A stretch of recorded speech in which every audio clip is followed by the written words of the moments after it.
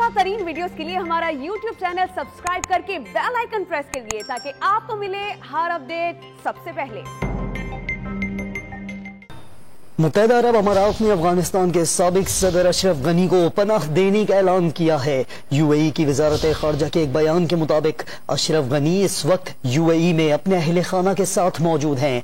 उन्हें इंसानी हमदर्दी की बुनियाद पर यूएई में क़याम की इजाज़त दी गई है। अशरफ गनी इतवार को काबुल पर तालिबान का कब्जा होने के बाद मुल्क से फरार हो गए थे।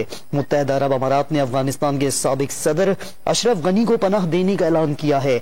यूएई की वजारत खारजा के एक बयान के मुताबिक अशरफ गनी इस वक्त यूएई में अपने अहले खाना के साथ मौजूद हैं। उन्हें इंसानी हमदर्दी की बुनियाद पर यूएई में क़याम की इजाज़त दी गई है। अशरफ गनी इतवार को काबुल पर तालिबान का कब्जा होने के बाद मुल्क से फरार हो गए थे, जिसके बाद अशरफ गनी का कुछ पता नहीं था कि अशरफ गनी किस मुल्क में मौजूद हैं, कहाँ मौजूद हैं। लेकिन अब मुत्तहिदा अरब अमारात ने अफगानिस्तान के साबिक सदर अशरफ गनी को पनाह देने का ऐलान कर दिया है। यूएई की वजारत खारजा के एक बयान के मुताबिक अशरफ गनी इस वक्त यूएई में अपने अहले खाना के साथ मौजूद हैं।